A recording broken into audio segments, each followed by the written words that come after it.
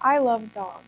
Unfortunately, I haven't been blessed to have one of my own, so my entire life I've been seeking out ways to interact with as many dogs as possible.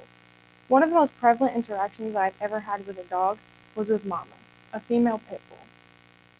And this might sound dramatic, but as soon as I made eye contact with her, I could tell how traumatized she was. She was lovely towards me, but when my dad approached her, she you could feel the fear radiating off of her, and this showed in the shaking of her legs and the tail that was tucked behind her. I learned later that Mama was used as a fighting dog, and that men abused her and made money off of her pain. How is it possible that this aggressive breed was forced to do things that she didn't want to do? You're telling me that she didn't want to hurt others? And yes, this is what I'm saying, and it's honestly not that unreasonable. Though aggression was forced upon her, when she experienced love, all of that melted away, and all that was left was fear. When I experience pups like Mama, and then hear so much hatred towards her breed, it breaks my heart. Some people hate these dogs so much that they create specific legislation just to ban them. However, these bans do not work and should never have been implemented. No dog breed is inherently more aggressive than another, and this is also accompanied by the fact that dog attack data can be inaccurate and breed can be difficult to determine. These bans also negatively affect both the owners and dogs that are being targeted. Not a lot of people even know that these laws exist, and if they do know, they don't know who they affect and what they do. And that's what I'm here to talk about today. One of the most prevalent one of the most prevalent arguments for breed-specific legislation is that specific breeds like the pit bull, the Rottweiler, or the Doberman are inherently more aggressive than other breeds, and that banning them would mean less of them in contact with the public. This reasoning is understandable, however, it's false. PetMD states that aggressive behavioral traits are not usually predetermined by age, breed, or gender, meaning that no dog is born aggressive. In fact, aggression in dogs is caused by a number of different factors, like reproductive maturity or environmental influences. Puppies are very rarely ever aggressive. Um, in fact, the American Temperament Test Society has tested the temperament of the pit bull 931 times, with the pit bull sitting at an 87.4% success rate. This compared to the beloved golden retriever, whose temperament success rate sits at a lower 85.7%. The ATTS has also tested the Rottweiler 6,012 times, and the Rottweiler has passed 5,093 of their temperament tests, failing only 919 of them. This data proves that there's no possible way that these dogs can be inherently aggressive towards any organism, both humans and other animals. Along with the belief of natural aggression, others also argue for BSO due to the high number of recorded attacks caused by specific breeds. Once again, this is understandable.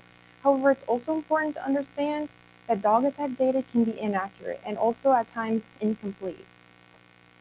Um, oh, this is, oh, Even though pit bull attacks are recorded more often, this is only because they do more damage when they do happen to attack, because they're bigger, not that they attack more often. Smaller dogs like the Chihuahua are also known for attacking people, however, they cause minimal damage and therefore are never reported. Faunalytics claims that dog attack data can also be inaccurate, incomplete, as it is impossible to determine how many people sustain dog-related injuries but do not seek professional medical care. It is also incredibly difficult to determine the breed of every single dog that's been involved in an attack, as there may be a mixed breed or the time isn't taken to determine specific genetic makeup of that dog.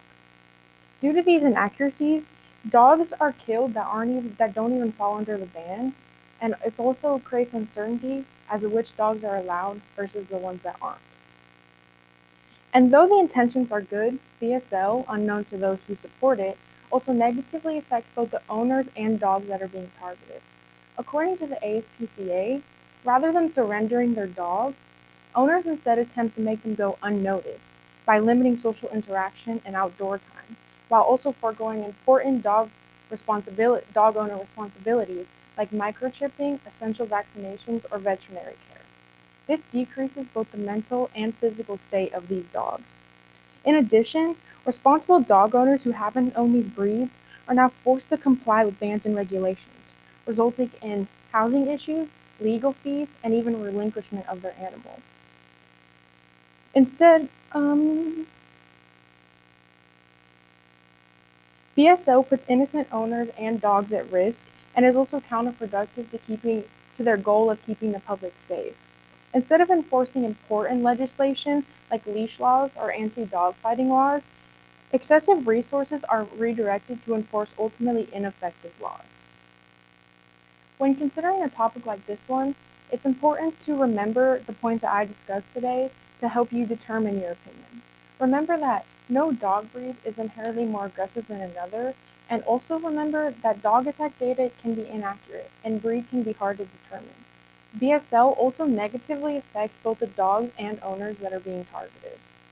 Rather than breed discriminating, cities, states, and even countries need to refocus on creating specific legislation to actually help everyone, both humans and dogs of all breeds.